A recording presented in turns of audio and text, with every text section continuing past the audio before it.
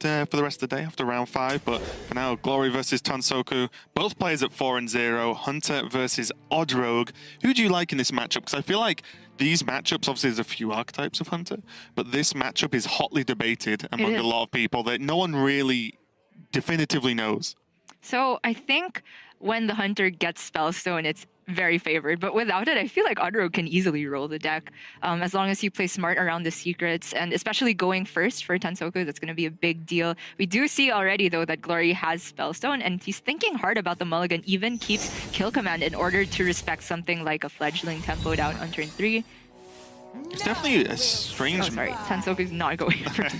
It's definitely a strange mindset, right? That as a Hunter, an aggressive, mainly minion-based deck, you keep Kill Command as a removal tool, right? It's not like keeping Hunter's Mark, which might make a bit some sense, but a Kill Command for me feels bad because then you're going into the game expecting your opponent to have stronger plays than you, which definitely does not feel fun. But it is the right thing to do in this particular matchup where the Hunter has late game, they have sustain, whereas Odd Rogue just has their Myras for the final push. Yeah, it's just the mentality of the matchup, right? Whereas it's why I always feel Odd Rogue feels like they have the edge because they can just go that little bit more powerful early game. Yeah.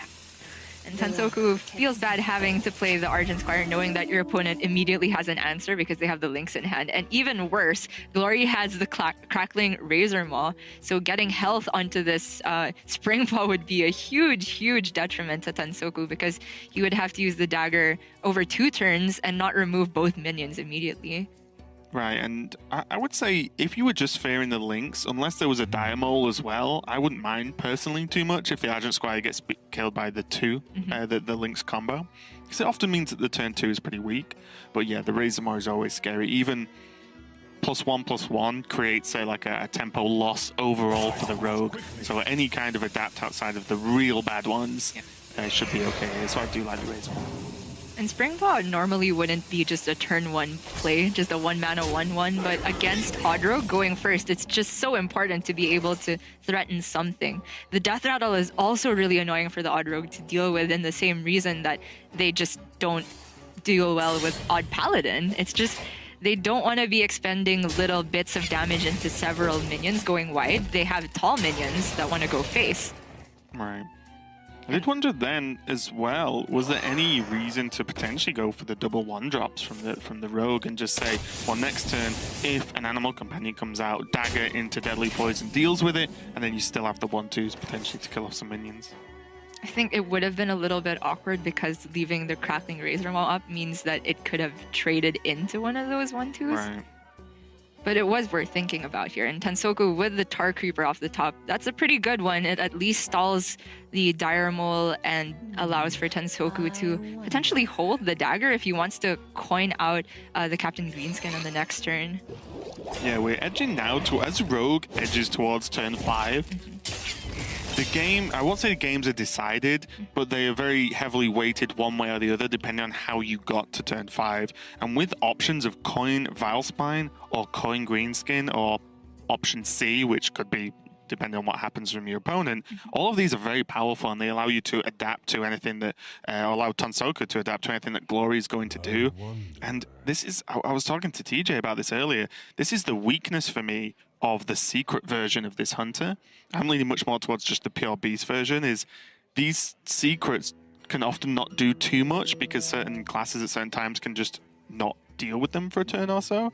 And also like now the kill command, okay, it kills the Tar Creeper, but that's pretty much your whole turn, which then just gives Tansoku the sort of initiative back in the game. Yeah, it's true. And the good thing for Glory, I suppose, is that even though he's doing like things that are weak on paper, which is playing another 1-mana 1/1, it's pretty important to have a clear board on the Rogue side going into their turn 5 or coin turn 5, just because their individual 5-drops are not great. Tansoku is not even running Cobalt Scalebane, which is the best thing you can do on 5 mana on its own.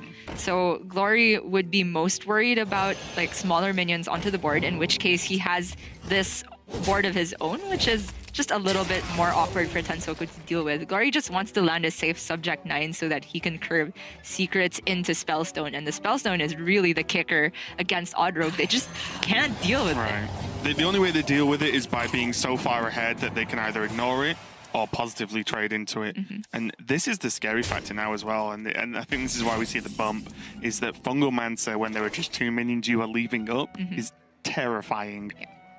It does work out really well with the bump because that would put these minions to 3-4, and so they both still don't trade well into the subject 9.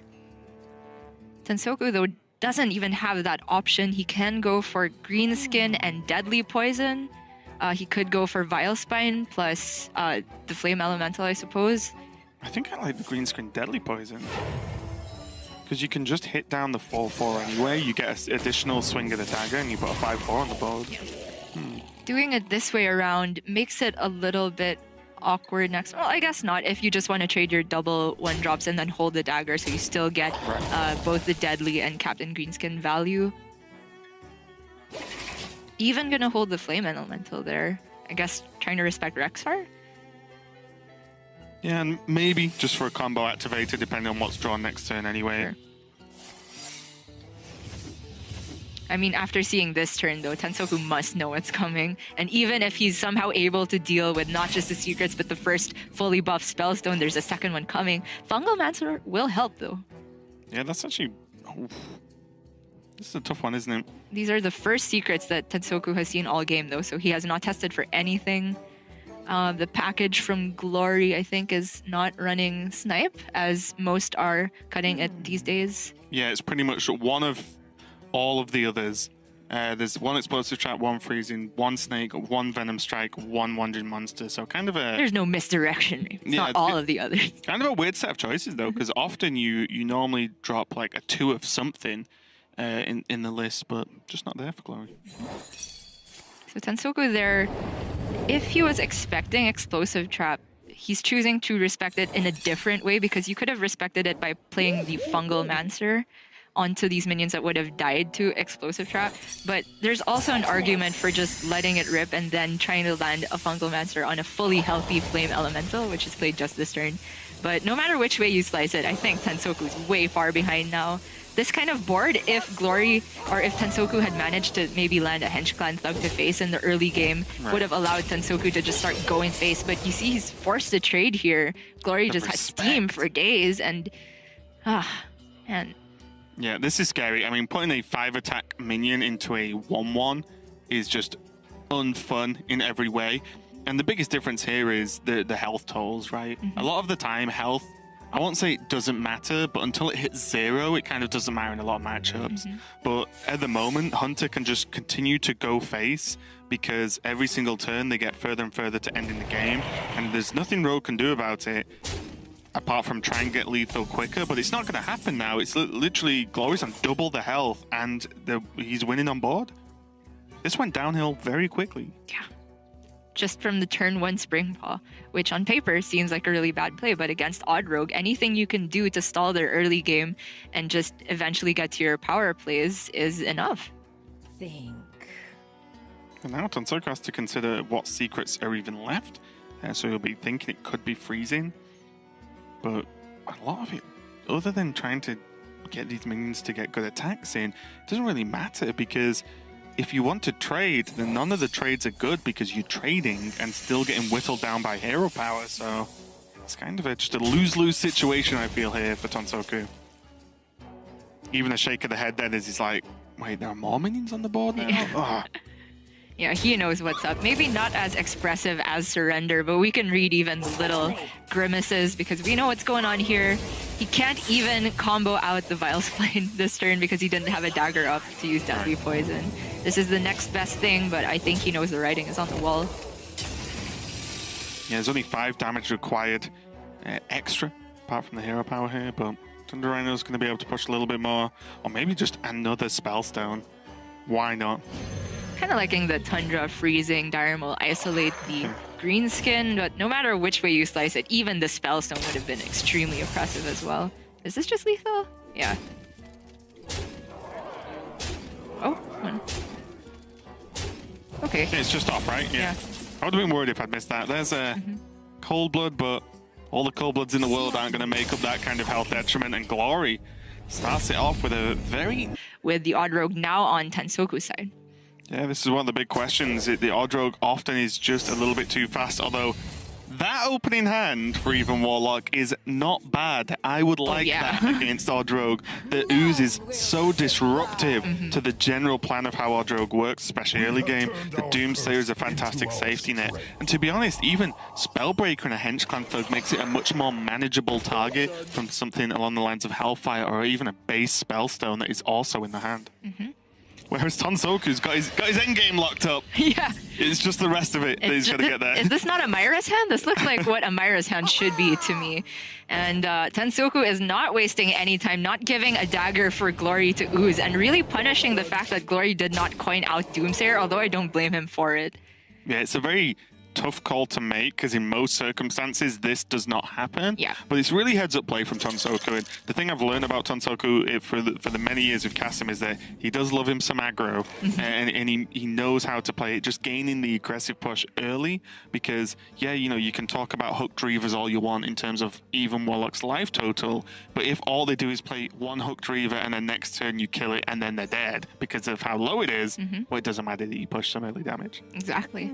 And Tansoku here is already faced with kind of a sad feeling of having to clear off the Plated Beetle to respect Defile, and he will be met with undoubtedly Coin Spellstone to deal with this 5-3. It is just pushing too much damage, and then Tansoku's threats are running pretty low, but Glory has had an inefficient turn if he's forced to respond with Coin Spellstone. Right. Tansoku, maybe he's not even clearing off the Beetle. He's really just not decisive about these plays, and the targeting before you actually know what to do can sometimes give your opponent a lot of information as to what your hand looks like, but it is a tough decision. Yeah, I think for me, the Beetle's almost good for Tansoku, which obviously you sink 4 damage, right? And then they gain 3 armor, that kind of sucks. But getting rid of the 1 health minion means that now, for a Defile to happen, Glory has to provide a 1 health minion from somewhere. So it wasn't too bad overall. I did wonder if there's going to be even double 2-drop potentially this turn to kill the weapon and then clear off and then be able to get the Doomsayer down so that if the Doomsayer is even cleared, it's kind of likely the use lives, but it's a little bit risky. And Glory just saying, actually, I'll just take a 4-7. Yeah, I mean, the more that I look at it, maybe the Spellstone was kind of an overreaction because you do want to get to the point where you're threatening Hooked Reaver. This creates an awkward situation for Tansoku, which is like, okay, if you push face again, then I'm threatening Hooked Reaver. If you don't clear the Twilight Drake, it can get a value trade. Maybe I Shroom Brewer it back up and it's just never dying. And Tansoku is still 2 turns off of being able to potentially combo out of Vilespine by virtue of not being on the coin. Yeah. I think importantly as well is if the Spellstone was used now and Tansoku then played one of the power 3 drops, it's like, this could be a little bit awkward because then do I have to Spellbreaker? And then you know, Tansoku always stays that 1 minion ahead, but can't argue with this in my book. Yeah. When you've got pretty much just Leroy in hand, you say, right, I'm pushing everything. Not only do they have to Hooked Reaver, they also have to do something significant because the Hooked Reaver is already dead if it is played this turn. Right. On board right now. And then Tansoku wins. Yeah. Really heads up play. It is just the way that you're able to deal with something like the Twilight Drake. And Glory was probably aware of this, but it is unlikely that your opponent had the double Cold Blood ready to go just like that, plus a Charger. And on top of that, having Leroy already in hand. So Tansoku just has a lot of Odd Rogue knowledge, knowing that, okay, when my opponent puts me in this awkward situation, the best play to punish that is just it's literally everything face. Only Leroy, right? Yeah. Because you can't, Tansoku cannot Vilespine this turn because he can't activate it because there's no coin. But it literally would have to be Leroy, but Tansoku fights back with a very nice setup into that. Glory's head goes down a little bit, but sometimes that's just the way the game goes, and you rewind all the way back, and it feels terrible to say, and I'm not saying it was the correct play, but Doomsayer was in hand. You know, so there was a point where, for example, double 2-drop might have caused Tansoku to spend more mana on redaggering. That's really what you're after, but he made it work in the right way. I like it. Definitely don't think it's that horrible when you draw into a Cold Blood activator, but yeah, I mean... The opening hand was horrible. The top decks were not. We're going to go into game number 3 now. Glory now on his Odd Rogue, and Tansoku going for this Even Paladin. And Even Paladin, a deck I've not been sold on for a long time, but I feel like the more I watch it, the more I understand as to why people are bringing it. The percentage on Even Paladin brings has actually gone up quite dramatically for Asia Pacific. But it does get the work done. It's one of those decks where it wins, but I don't really know how. Yeah. It just gets there somehow. It's often not convincing, and if you look at its stats, it's not strongly favored in many matchups, and it's also not strongly unfavored in many matchups. So kind of a hedge deck, but pretty safe to bring if you're trying to be an aggressive quote-unquote lineup, because there just aren't that many good aggro decks in the meta. And no worse feeling for Odd Rogue than drawing your one drop on turn. Fortunate. Although, So I think it's actually still correct to dagger this turn. I'm a big fan of just putting down more minions and getting more attacks total on the board. But with Hench Clan into a Tar Creeper to defend, I think it's very, very powerful. I think the guys were talking about earlier, Admirable and Sol, I believe, they were talking about the way like to defend the True Silver into a Tar Creeper is actually very nice, just to keep those 3 drops safe. yeah, although the way it lines up, because Tansoku's on coin, playing the Hench Clan first, even if you buff it up, doesn't save it from True Silver. You would have the Tar Creeper first, in which case, between this Hydrologist, if it lives, of course, Glory has the option of clearing it off, and the True Silver, then it wouldn't actually protect the Hench Clan. And it's also that weird thing of like, oh, if you're using the dagger now, then that's one less buff on the Hench Clan. You don't have the mana to play it and to re-dagger and play Tar Creeper on the next turn. I think this is still good for Glory because the coin is used, and basically Tansoku needs exactly True Silver to hard punish this. But then if you go Tar Creeper 1-drop, you're edging towards that power turn 5 for Odd Rogue, and they both don't die, right? Because the Tar Creeper doesn't die to this True Silver next turn. Yeah. The 1-drop is protected by the Tar Creeper, and if he plays the Squire, Be True Silver champion otherwise. And now Tansoku is left with a slightly awkward turn, although, I mean, actually it's not, right? Just Pyro, Redemption, and a 1-drop seems okay. I was wondering whether you go Kango Redemption. That is a lot of healing. True. It's just that I kind of want to clear 1 minion at the very least because of the threat of Fungal Mancer. That is true. But you can clear it all off anyway the turn after, right? Because you could always just Pyro Equality anyway if Glory goes heavier onto the board. I just wonder if like playing Kango now and the Redemption is so annoying. Glory either kills it and great, that's like a whole turn you've bought for nothing, or Glory just says, you know what, this secret is probably annoying, I'm going to ignore it. Yeah.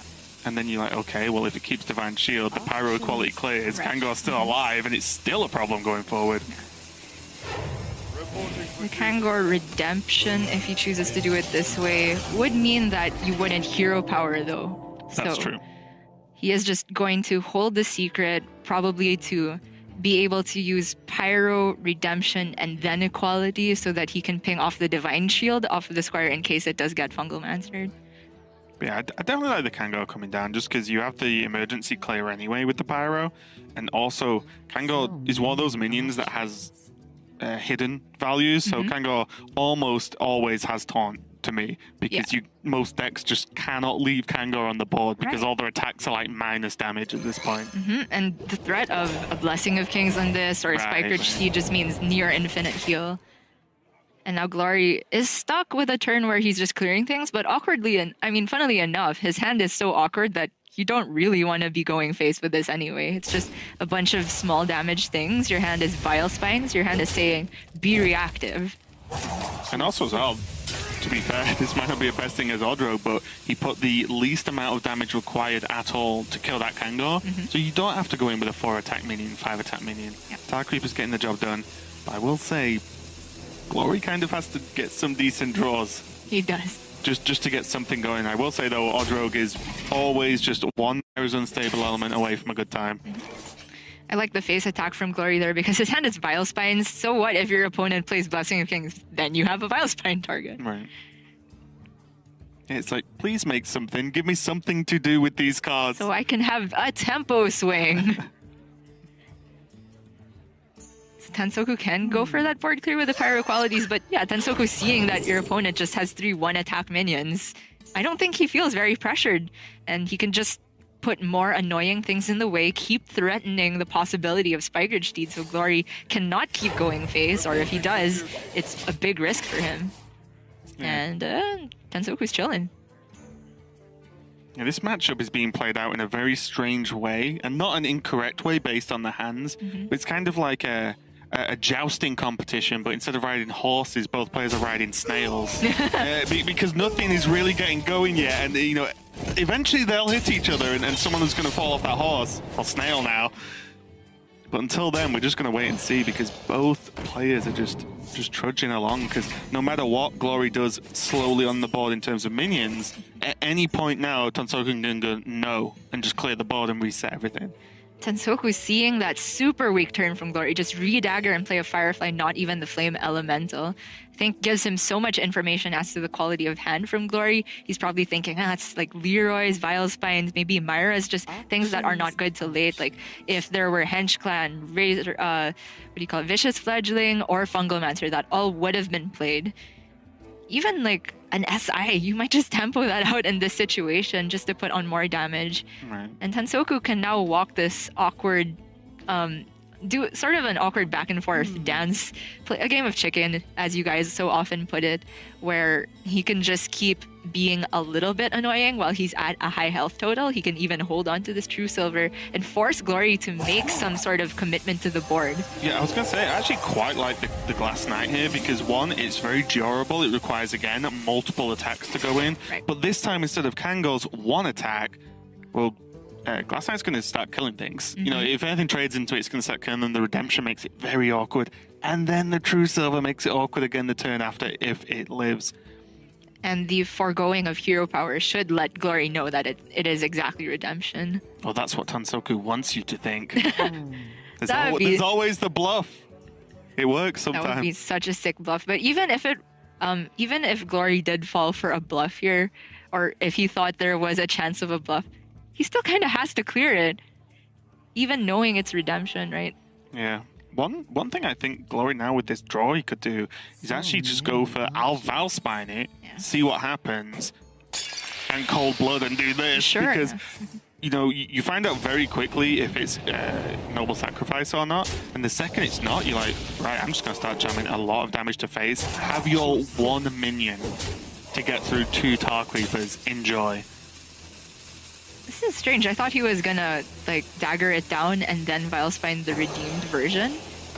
Instead, he is floating a lot of mana like this. Yeah, very similar to Hunter Secrets that are minion attack based, like Snake Trap, Venom Strike. You can just say, actually, you're just not having it. Enjoy. I would endorse this play more if you didn't know your opponent has a True Silver already. Right. This just looks really awful into the True Silver turn. Yes, they have a 5-1 still, but I'm not sure if that's enough in this situation. Tansoku, unfortunately for Glory, has an even more convenient way of clearing all of this. I would say, though, that if the trades just happened purely and there was no AoE clear, then you're pushing your opponent to quite, low health total. But with both players holding on so many cards for so long, it's unlikely that there's nothing that Tansoku could do that turn. So Glory is just fully committed to never dealing with this. And I don't blame him at this point, but it's just so sad that these Vile Spines have been in hand all turn. Yep. Can get rid of it now, though, because they get down. Right. It's going to res that one, and then the Vile Spine's going to clean it up very nicely.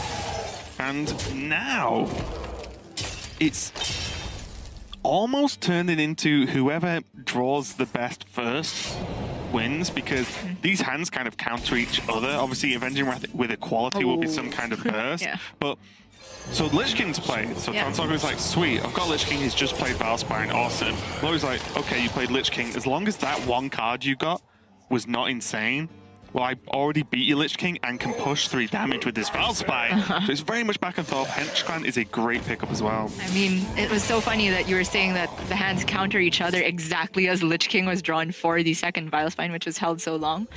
And Tansoku does have any number of clears, and over 2 turns, I think this should be guaranteed lethal with the Death and Decay and the Avenging Wrath.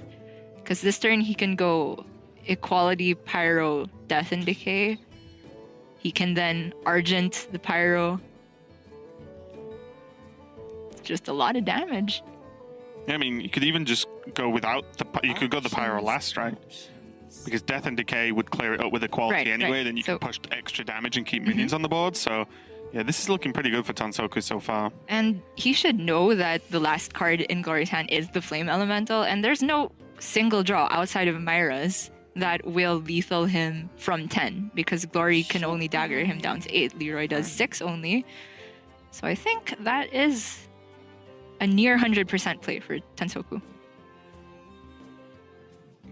Yeah, when you lose to only one single card and not even a copy of a 2-of, it's one single card in the deck and there's 18 cards left, you say, I'm clearing this board, I'm setting this up with double equality. Not only can this clear happen, but as you mentioned, the equality avenging Wrath the turn after can happen to make it even extremely likely. Yeah. Glory simply has to do too many things, and this has to be Myra's into Leroy with a cold blood, for example. When you have 11 mana. Oh yeah, sorry, of course. Yep, this is too much to do. And Void Ripper, it's almost talk about Void Ripper and how good it actually is right now. And again, with maybe the lack of overall Doomsays, it just doesn't get the job done. Glory can't see the lethal, but it is right there. Equality Avenging. Do you even have the equality? Probably not, but I don't want to do the math on this, so... Okay. I would have to equality, because knowing me, I would find a way to mess it up, and I wouldn't win. But it looks good to me, and even just the minions sticking around, even these 2 damage, 1 damage here and there, is definitely going to add up. And as I said, we finally got there.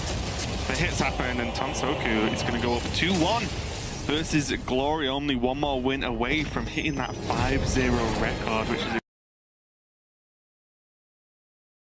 You don't have time to get nervous if you can help it. I think I got so in my own head about what can my opponent do that I just didn't think about it. But maybe in this case, after having done it for so long, you maybe start to psych yourself out. Right. Yeah, it's something that's interesting that maybe because you're thinking too much about, right, I'm on stream, I'm being watched, this match is potentially, to be honest, winning into the top cut for both of these players.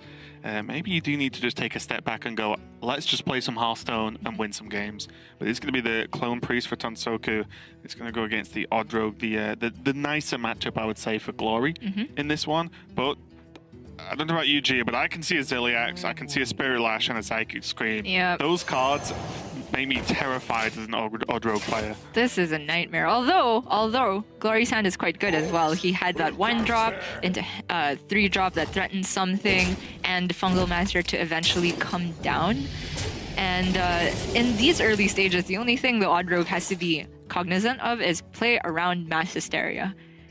Because the 1 of Shadow Word Death usually won't be there for the Clone Priest, and so they just can't do things early on in the game to deal with your early threats, your fledglings, your Hench Clan thugs. Yeah, and in general, some of the best ways to play around Mass Hysteria, it's not only play less minions, so the attacks are more predictable, but also just make like 1 minion big and the rest of your minions keep small. So, for example, this is playing around Mass Hysteria to a certain extent, because they will never, the Henchman will never die in this extent. And that's why they start including the Shadow Word Death, the 1 of, to psych you out and be like, haha, if you play well around my 2 of, you get punished by my 1 of. Priest things. Yep. Ugh. And we see Glory there. He could have committed to a Cold Blood this turn, but I guess he's trying to hedge around that death, and that's why that 1 of inclusion is just so annoying for the Odd Rogue. And, however much a few of us casters, not subtle, but probably everyone else, complains a little bit about the way this deck can work out sometimes, there are hard moments, right? The deck is not simple. It's simple when everything's going well, but what deck isn't? Because now there's a choice. Do you coin Zilliax and maybe just pass? Or do you play Spirit Lash this turn, Zilliax next turn, so you can potentially coin out one of these big 7 drops of a Spellstone or Psychic Scream? these are all plays you have to make, and if you mess up one with this deck, I feel like you open yourself up to such a higher percentage chance of losing. Right. I think Tansoku there wisely goes for the Spirit Lash so that he can curve Ziliax into Coin Scream, and oftentimes you just can't have any dead turn against Audro, because a dead turn equals to a dead you in this situation, and Tansoku could not afford to throw out the Ziliax too early. He's just gonna have to scrape by the skin of his teeth. That's a good one, apart from the fact that we can see green skin into Cold Blood Oh, yeah. in hand, locked and loaded for Glory. And this is what I was talking about, just as much as, you know, for all those games that Clone Priest just plays Cloning Gallery and then you're dead from like 40 damage, 50, 60, 70 damage, whatever, then games like this happen where they just don't have enough and the aggro deck draws. I know what would Salt say, the cashews or whatever he said earlier on. Yeah, Tansoku has the option between these 5 drops. Both of them get punished by Vilespine and you're dead, so you just erase that card from your realm of possibility. In which case, I think the Ziliax ends up healing you for more because the Grizzly has 8 health. Oh, it's roughly the same. I guess the Ziliax can absorb 1 more damage because it heals you for 6. It has 2 plus Divine Shield, so technically it's a 3-9. I will just say that in very loose terms. So that's why Tansoku is going to go for it here. And of course, it also immediately removes 1 minion. Yeah. And suddenly, though, you know, this is where the game can turn around for Tansoku. Is this still lethal? Wait. It's not lethal, right? He goes to 20. There's 11, 12, 14. It's 2 off, I think. And you're right. This is where it can turn around, because then the Coin Scream happens. But if Glory just puts Tansoku to 2, then just the dagger on the next turn will close out the game.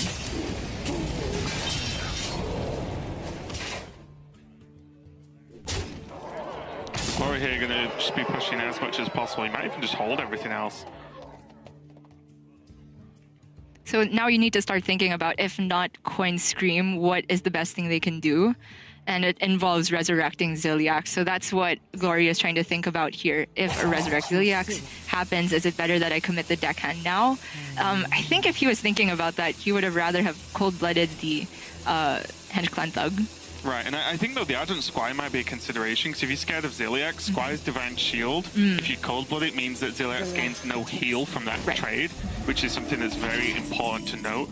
So I do like this play. The Servitude puts another Ziliax onto the board. It will not kill anything if it also wants to heal. So I think that is just lethal anyway you slice it. Tansoku is forced to scream here, but the deckhand, Cold Blood, and dagger hit will close it out. And we are just going to go to what we expected would be the final match, which is Clone Priest versus Even Lock. Yeah, South Sea deckhand, Cold Blood. Clean this up. Tansoku just a bit of an exhalation of air there, just breathing out and goes, taking a drink and being like, well, yeah, that's that match most of the time. I'm glad to see that. Clone Priest, get out of here. It was scary, though, because you look, the second there's no deckhand, for example, that's not quite lethal. And yeah, it's very key to make sure that your Twilight Drake is below 9 health if you're playing it alongside a giant, because if it's 4-9, they just kill each other, which is the worst thing ever. And as early as now, Tansoku is faced with which of these he wants. I think he was looking for Shadow or Death in particular, didn't get it though.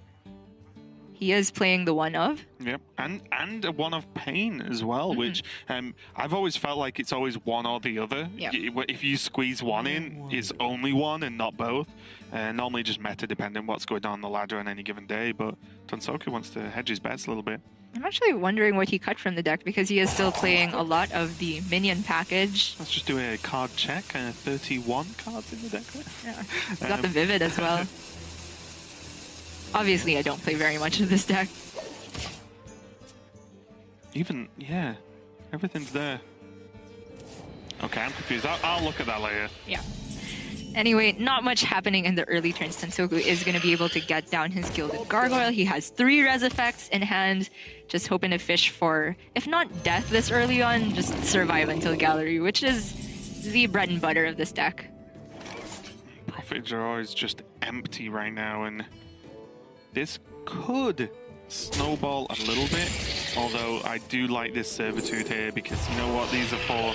They're not for the 2/2s, they're for the coins. And when you can just... Imagine just being Druid for a little bit. That's effectively what these Gargoyles allow Priests to do.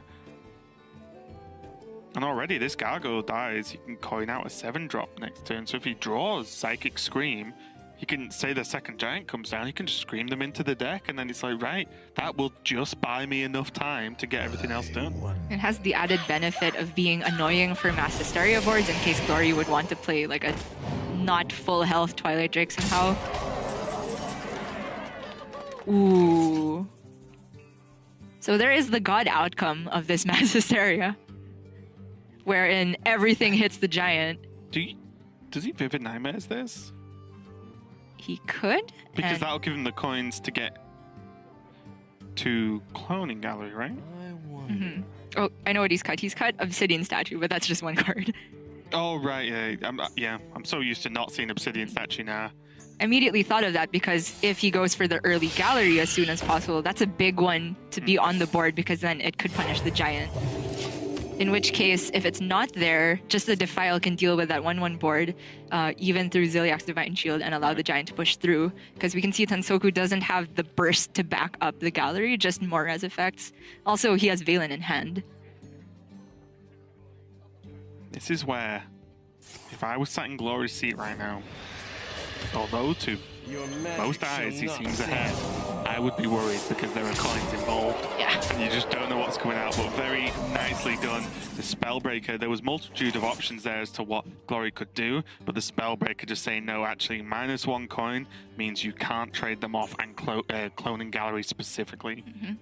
And it has to be a Mass Hysteria and Prey here. I'm just not sure if it's better to double trade into the Homunculus first. I'm not sure because that allows for... I think it just ends up being a 50-50. Yeah, so I committed to anything past 3 or 4 minions. I will not try and work out Mass Hysteria because the outcomes become so ridiculously large in number. So I just sit back and watch. There's too many permutations for me to do this. I think the most important part of how Mass Hysteria can work here is the Holy Smite draw for me, because that might be the 2 damage you need to get the kill on that Giant. Just depend on how the attacks can work out. There's enough attacks to maybe whittle the Giant down. Maybe it just dies anyway to Mass Hysteria, of course. But if it doesn't, I feel like the Holy Smite might... Oh, wow. He got it, though. And the Holy Smite can clear off the ooze. Yeah, there you go. And now... I don't know whether or not to call that lucky, and that is the worst part. Sheer terror overcomes Glory as his board is done. And he has to hope against hope that Cloning Priest does not do things. And he does hold the Holy Smite because after the Gallery into res, it's just going to do so much. It's because after that, he can eventually just tempo out the Valen and Smite. From the Gallery, he will get Ziliax and 2 taunts, I believe. That might not be enough. Without... Okay, but there's no Valen. Sorry, Gia, what was that? There's no Valen, though. Oh, that's what you said. Okay, yeah. I was referring to the strange sound you made, but... Okay, so the coins are going to come out for the Gallery, and I guess we're just going to see what happens. To Radiant, a Lyra. Yeah, Lyra could make dumb things happen. Did he play a Radiant earlier? No. Yeah, so it just didn't get it then. It just chose it, yeah. Because the Gargoyles we've been seeing have just been Resurrects, right? And the Vivids. So if he doesn't respect anything, Defile into Hellfire suddenly becomes very scary. He wouldn't be dead to exactly that, though, because it would kill off his Ooze and Sun Fury. Oh no, but then the Ooze just trades into the Ziliax first, and then there's no 2 proc. Ooh. Normally in some matchups you don't mind an extra Spellstone, but not when you want something else to happen here. Glory. I couldn't tell what that expression was from him, but he sat up there. I don't know what he was praying for because both Defile and Hellfire don't get there in this situation. I think he might have been happy that there wasn't a follow-up spell. Oh, yeah. Because obviously with the amount of pre-spells there are that are quite low cost, even on -1 mana with this Radiant Elemental, things could have carried on for a few more spells, but with just the 1 spell cast and the pass, probably happy. He was tapping for exactly Dread Inferno there. That would have been the kicker card, but it's not there, and now he has to worry about the res. Well, my question now, honestly, is does Glory ever hit face with a minion ever again this game? There are 3 spell stones, and by the time Tansoku works his way through the biggest one first, the others upgrade as well because he'll be playing more spells. So, my goodness, this is slightly terrifying. And also, there's just Velen Mind Blast if Malygos lives next turn. I wonder if there's some sort of preemptive Doomsayer setup so that you can block off a res turn. You can hide it behind some taunts. He has to spellstone this Malygos, right? Wait. He isn't spells. Well, Valen and that. Just I game. mean, I was shocked. I thought What? I thought spellstone in the Malygos was a big deal because if it wasn't rezzed, you've got to have the idea that Velen might be in hand, but out of nowhere, Tansoku tournament that I absolutely love because of the drama. As a fine Scottish gentleman once put it, this is squeaky bum time. It's where players either lock up qualification, really. Like 5-0 is very, very hard to throw away. Like you have to get insanely unlucky to go from 5-0 to 5-2 and not qualify. And the same account, this is like the round where if you do pick up your second loss in this round, it's one of the last rounds where you feel like that could actually be a tournament-ending loss for you. Yeah. Odd Rogue Mirror match is what's going to be determining it as well, and Tyler has the benefit of going first in the matchup. The attacker's advantage very real due to the nature of how the dagger trades end up working out. Curry here's left responding. Tyler's driving the action. Tyler has several of the most powerful cards through the early game here.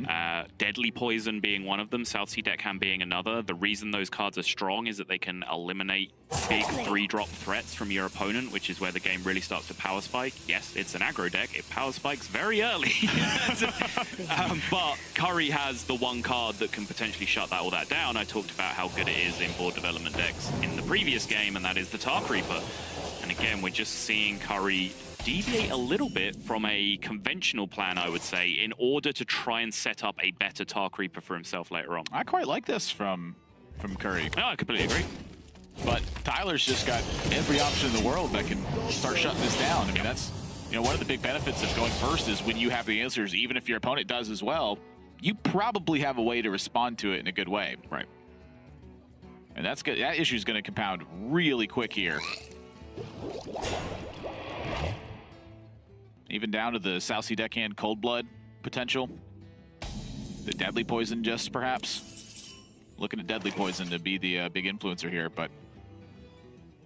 Yes, still, even though Tyler had great responses and is going first, which, as you rightly mentioned, is a big advantage in the mirror match, the Tar Creeper is still wreaking havoc a little bit. It's just shutting down Tyler from doing all the stuff that he wants to do this turn. He does have to play a somewhat responsive turn, or else Curry can just start to set up his own big threats behind this Tar Creeper, and it's kind of a 2-turn setup that Tyler has to eliminate. He can't leave that Tar Creeper around this turn because then Curry has too much freedom on the previous turn to just be proactive, safe that he has that wall in the way. I will be curious to see how Tyler handles this. I imagine the main concern is going to be a Vile Spine Slayer from the opposing side. And so just going to use the Cold Blood to eliminate. And was that a push with the dagger as well? Okay. No. I was very surprised for a minute there. Yeah. Now, if the Vile Spine Slayer were to come down from Curry, Tyler has Deadly and a threat of his own in the fledgling to respond to it. With the Flame Elemental and a Vile Spine to back that up. Yep. This is looking beautiful. And you can see, if you're wondering how to tell if an opponent has, if a player has made a play expecting a certain response and then seen it, just pay attention to how quickly they play the turn. Yes. Tyler took a long time to think on the previous turn, then the play he divined was going to happen from his opponent happened, so he no longer had to think about his upcoming turn, played it in a split second. This is just beautiful Hearthstone on both sides. This is the way that it was intended to be. A constant fight for board, a struggle to land a 3-3, but that first 3-3 being devastating when it happens. Well, Tyler... First real serve break here. Tyler has a tough decision here, and that's A, do we Deadly Poison a 1-3, B, do we Vile Spine a 1-3? And the answers to that are no and yes, respectively, apparently. Hold on to the dagger if you're going to do that, though. Yep. Got to have a way to kill something. Tyler's just about out of gas. Katsukuri here with big defense backing up this Hench Clan thug. It's suddenly looking like things are going to get a bit dire. Yikes. Well, that is, I think, in the grand scheme of things, a perhaps important draw. It's probably the weakest end of the important draws on Tyler's side.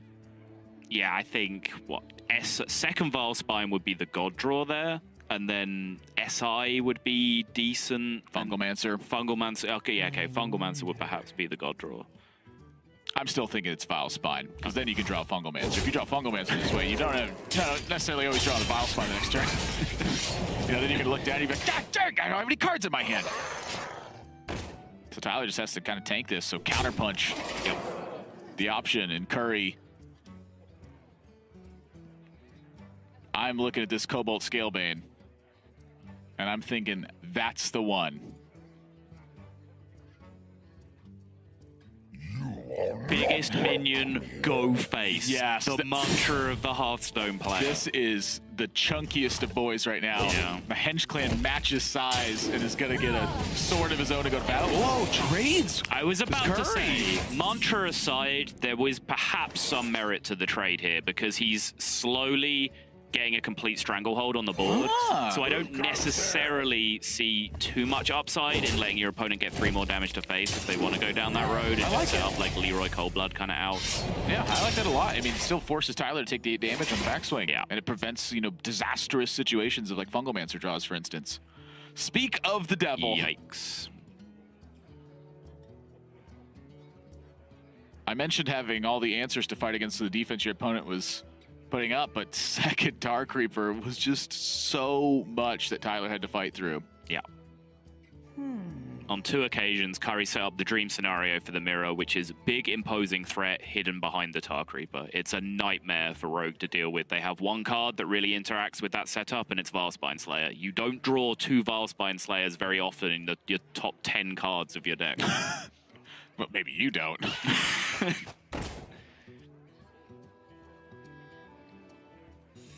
This guy's toast. So Curry here is very interested in eliminating as many potential outs from Tyler as possible. I imagine like something with Myra's has to be on his mind if he's making a play like this. Yeah, you can see even there, he took extra damage on the body of his minion as opposed to taking the face damage because he's so afraid and so tunneled on the idea that I brought up last turn of like, I'm not losing the board from this position. What I'm scared of is that 1 card that Tyler's holding is Leroy, and then he tops Cold Bloods or tops Myra's into Cold Bloods and Deadly Poisons or whatever else. So he just does not want to take damage right now. And Tyler says, well, you're gonna. However, I'm looking at Fungalmancer, and that's enough for lethal. I respect Tyler playing the whole embarrassment of riches on the other side. I respect Tyler playing for the Myers out here, though. That's a tough call to make, and there you do it. Curry with a 3-2 victory over Tyler's going to move up to 4-1 match score, which drops Tyler down. At least one of us is delighted to see. And which one of us is that, Admirable? Perhaps I misread the decklist sheet. I know we had it just a minute ago. Nope, that's the Res Priest. I mean, that's the Clothing Gallery Priest. It's definitely not me.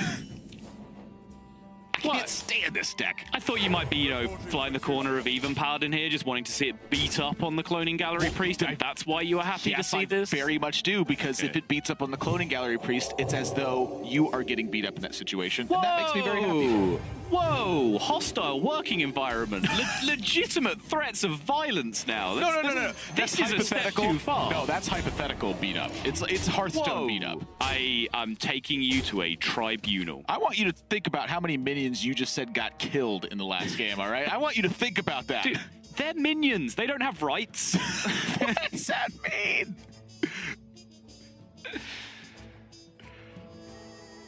Give me the lowdown on this one. You are the cloning priest expert that I'm so glad that I need. Steady. I mean, first off, let's just take a look at this Mass Hysteria, because that is a desperation play already coming up from Aojiru. And it just leaves the Wind Fury Corpse Taker on the board. I'm kind of curious about, I mean, Mass Dispel was available there. Is thinking like the follow-up on Blessing of Kings or Spikeridge Steed is necessary? Mm-hmm. But I mean, if you mass dispel it and then Blessing of Kings come down, it deals 7 as opposed to the 6 it's dealing right now. That's kind of where my thinking. You take a bit more because the 1/1s are there, but right. I digress. I was about to lead out by saying that I do very much like Aojiru's build. He has Shadow Reaper Anduin in there, which is a card that baffles me that some people do not put in the deck. He's also playing Power Word Shield, which isn't an automatic inclusion anyway. In fact, it's quite niche to see in the deck. It is a card that gets played, but it's a card that I'm a very big fan of. So he has a very, very sort of tight build when it comes down to the minion package because of all these extra spells that he has thrown in there. Yeah, I'm noticing this has been sort of a trend with the Cloning Priest players as well, is that they're cutting the Gilded Gargoyles in favor of adding in just stronger spell options in general, better ways to cycle through the deck to help power up the Spellstone, and then relying on Shadow Reaper Anduin to be a source of defense and offense rather than Obsidian Statue, which is a card I personally detest inside of the deck.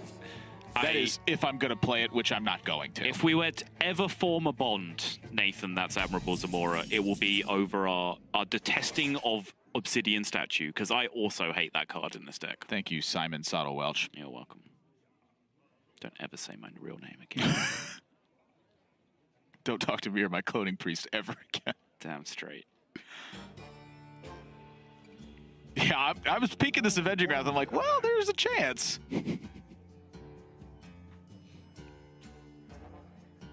It does seem a little bit more responsible. Okay, that's fair enough. We'll go with responsible. Aojiru is in a really tough spot. I mean, Psychic Scream doesn't work in this spot. It's way too early to be able to Cloning Gallery in the spot. Just there's so many different ways for Cocosasa to ship damage face here and come out on top that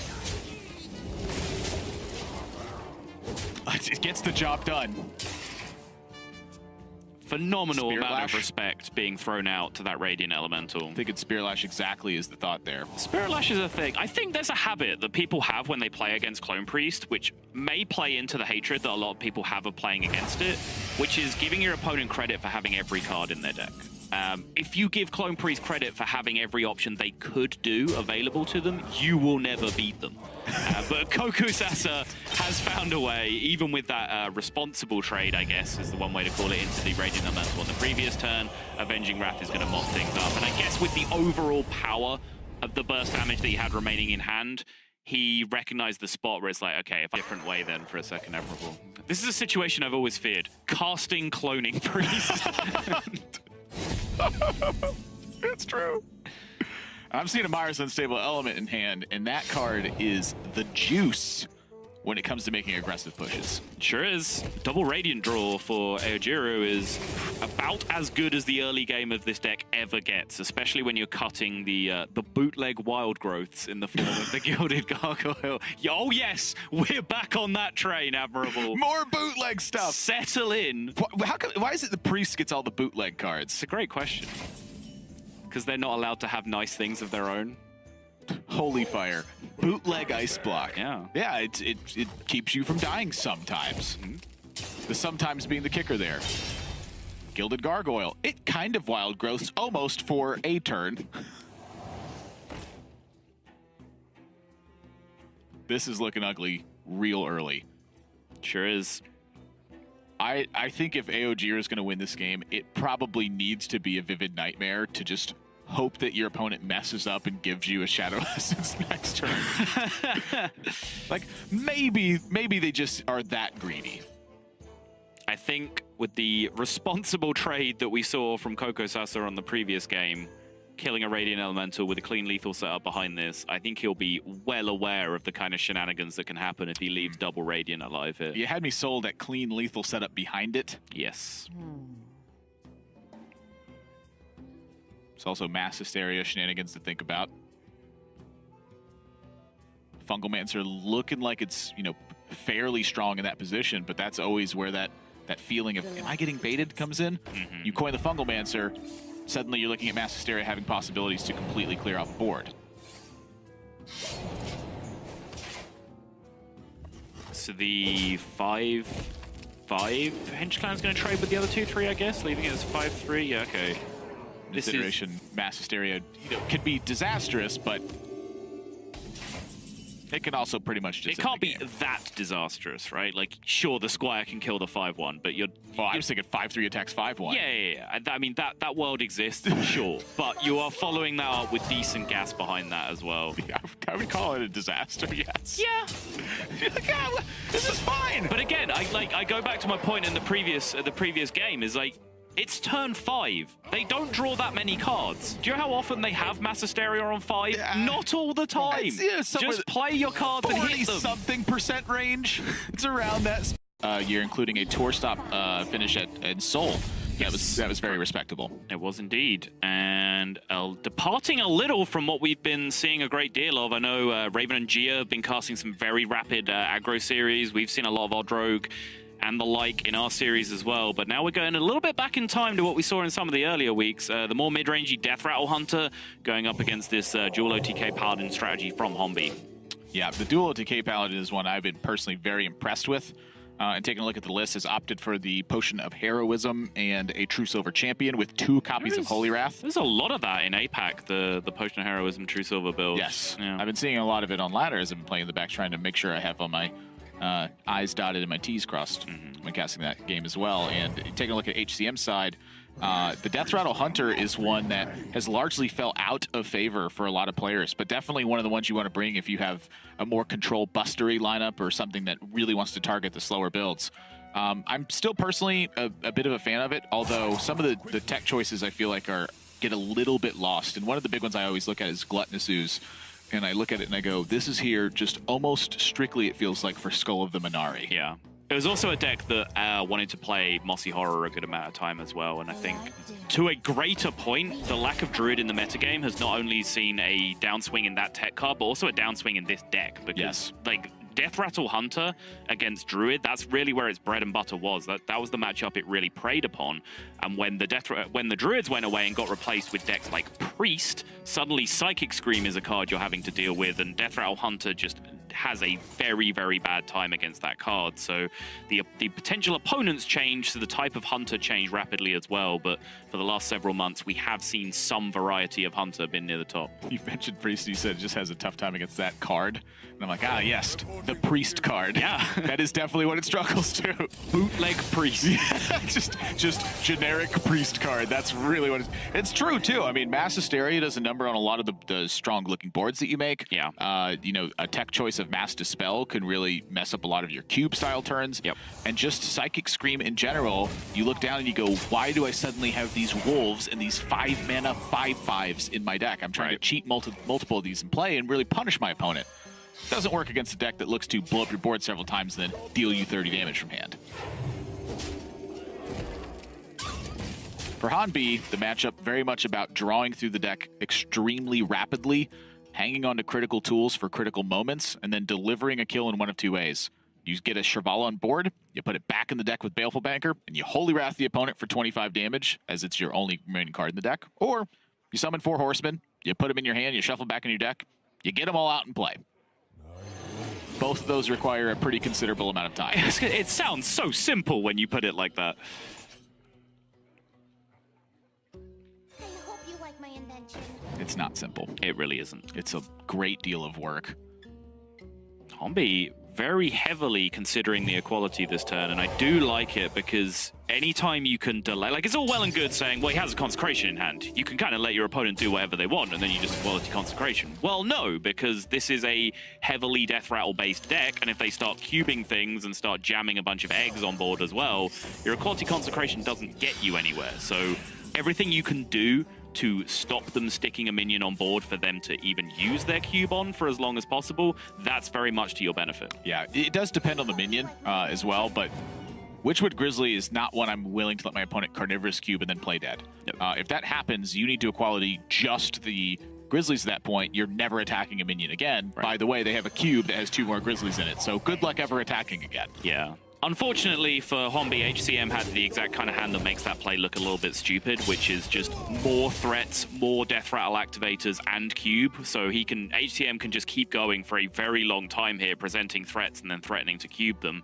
And Honbee only has so many equalities left in his deck, and that number is 1 at this point, and it's potentially buried very deep. Honbee might have to play the rest of the game without it. And we could see a snowball going off from HCM very soon, but Honbee does have some resilience for some time with Uther in hand and with at least one copy of Timeout in possession as well. Yeah, one of the cards I've been a big fan of in the OTK Paladin deck is Shrink Ray to act as a bootlegged equality later on in the game. It just, even though it's 5 mana, it honestly just gets the job done. And you're just not getting this, are you? Only Priest can have bootleg cards, Admirable. These are the rules that I made up. I'm sorry, I didn't realize you were head of the deck naming committee and the bootleg card naming committee. Yeah, you're going to say head of the bootleg committee then? So, no, okay, that's just a serious accusation. You brought it on yourself. That I don't want to deal with. Keeping up the egg, and this is, but a big benefit you get from delaying your opponent is they have to make plays like this. This is not the ideal target for HCM to have to cube in this situation. With Katharina as a follow-up, you're not too sad about it, but you really would have loved to see that go onto a heavy threat and be able to make progress as a result. 2-mana Holy Wrath is just a very efficient cycle option now, really. Gotta do something to the board here, I feel. Whoa. I mean, that sure is something. I think in Honbee's spot here, it's gotten into an ugly looking spot. I honestly wonder if the prismatic lens was perhaps a bit early. I think so. He led that turn by drawing Shivala, right? Which I think has influenced this turn enormously, where he cast an expensive spell, and now this usage of Consecration, if he does go for it, is less about what impact it has on the board, which is quite minimal, and more so just getting 4 mana off that cost of the Shivala as soon as he possibly can. Because at some point, with double Youthful Brew in hand, a 0-mana Shivala will be very, very helpful to him. Flash of Light is a huge draw. Just pokes the 3-2 out.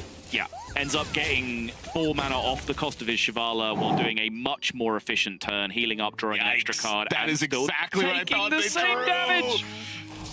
King Crush, Charge, Devil Sword, both available. The 4th beast, a big one, but also Undasta found in the list for HCM. So a lot of no attack this turn targets. 2 of them, and the 2 big ones that hit. And so when Honbee sees Witchwood Grizzly come out, a big amount of breathing room, I think, as a result of that. If that's King Crush in this spot, Honbee's in major trouble. So now is about the time, as the Paladin player, where you have to consider whether you're ever going to go for the YOLO Rip It plan. Because you can start working towards that if you're Honbee, right? You can Consecrate, you can time out, you can shuffle Shivala into your deck, and you can Holy Wrath on a following turn. I'm a big fan of Uther here, actually. Okay. And the reason why is because HCM's deck has very little reach where the damage is concerned. It would be exactly King Crush from hand as additional damage right now. Or if you manage to succeed on the Uther, you end up with timeouts and Shivala and bounces and all sorts of nonsense in this spot. It's King Crush from hand or Death Rattle Activator on the Katharina. Excuse me, yes. Yeah. So I don't like Uther in that case. For whatever reason, I just forgot that Katharina had a Death Rattle attached to it. Sure. It's probably because it's been a while. Apologies. I'm a buffoon. I think it's still a reasonable line to just... I mean, whichever line you take, there's some element of shutting your eyes and hoping for the best going on either way, right? The Cubus from Stitch Tracker. From Stitched, yeah. Holy smokes. Yeah. All right. It's cubes all the way down. This is fine. I'm telling you, just have a cup of coffee. Hang on, it'll be fine. This is going to be tough for Honbee to win this one. Now, I see the line here. Looking at the bounce effects that are in here, it's still... I've just noticed that it looks like the room around Honbee does actually look like it's burning down. There's the 2 Brewmasters, there's Azola, and there's a copy of Baleful Banker. So one of the bounces is just completely expendable in any of the win conditions. The second bounce is the one where it gets a bit tricky, where once you use it, it is much more difficult to get the win condition of Uther going with just make 2/2s, but I feel that line is largely gone for Honbee just due to the nature of what's happening on board. So the quest for Honbee is get to Shivala as the last card in the deck with a Holy Wrath. Yeah. And this, I apologize, but this is the kind of situation where to give you any insightful analysis, I need to know exactly how many cards there are left in Honbee's deck. And it's getting very, very slim, but on these additional matches, this additional coverage, we don't have the card counters, which is frustrating all of us right now. But if it's getting down to 3, 2, 1 card, that kind of range, he is getting into a world where he has a very clean setup that wins against just about everything except Deathstalker Rexar. My instinct is telling me 6 cards left. I'm doing a loose, maybe 7. I haven't seen the true silver either. I'm going based off just what I've seen from this spot so far. So this turn, love the combo of the Wild Pyromancer after the equality to make some progress here. And now Honbee is going to be able to make some sort of progress here. But, you know, given as the line is played right now, it's going to take a lot of work to get this done. And, you know, I'm kind of looking at this King Crush and going, whew, you need to make something happen here. Honbee agrees. If this second attack from Shivala comes out, I'll be very impressed. But I don't think that's a play you're willing to make in Honbee's spot. You're going, I've seen 2 cubes. What are the odds? Exactly. He's seen 2 cubes. That was 1 attack from Shivala to set up his consecration on the following turn. That's where Honbee's mind is at. It's kind of saying, if you have the 3rd cube, then bully for you. But I'm still immune this turn. Even if everything goes horribly wrong on the following turn, I still have this potential setup with consecration into Holy Wrath. But now, having not cast the consecration to push HCM down to 24, it's actually too expensive to get everything done in 1 turn, which means he needs to find a turn where he is alive on board without timeout being active, which could be tough to do. I'm wondering whether that consecration that he lent towards on multiple turns before this point maybe would have been correct on one of those turns. It's tough to say.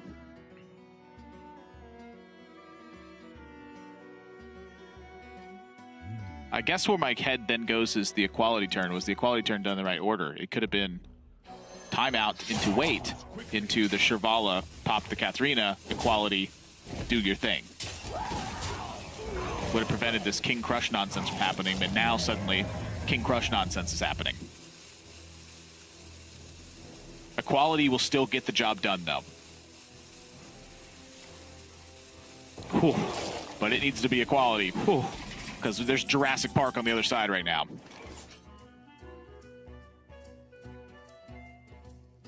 Actually, does Consecration keep Honbee alive? I think it does. I think he's alive if he just Uther's face, isn't he? 16, 21, there's 31 on board. Oh. He could just Uther face this turn to set up for a potential win on the following turn, because the board is full. There's actually a lot of ways for Honbee to stay alive in this spot. This is crazy. You don't even need the Uther. This is crazy. Going back to HCM's turn as well, I'm not sure I like the preemptive play dead.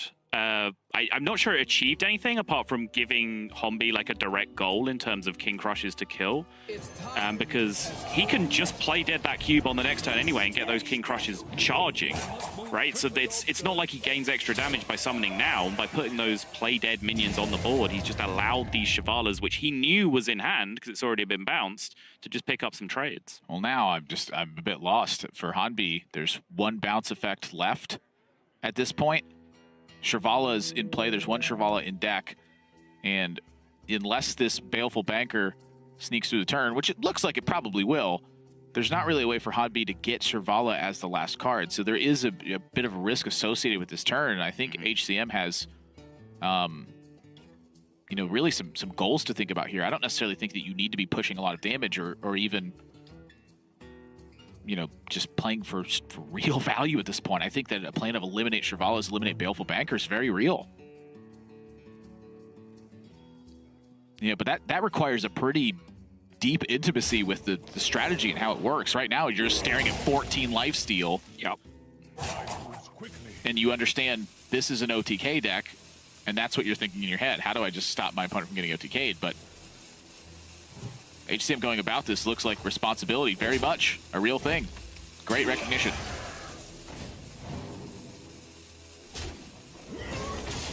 Just absolutely took advantage of that turn from Honbee. Shivala not drawn. Honbee, buckle up. Just gotta rip it. You've got 1 choice, and 1 choice alone. I'm not sure if the prismatic lens changes any of the math. You know, again, I'm a little bit lost. Forget in the about it, minions Admirable. left. It's getting ripped. 25-4. I mean, that's a real shot to win. Yep. Oh, if they would have prismatic lens first. it would have increased the odds. It was 33%. It would have been 50. Now, I'm not saying that's right because 50% of the time you automatically lose. Yeah.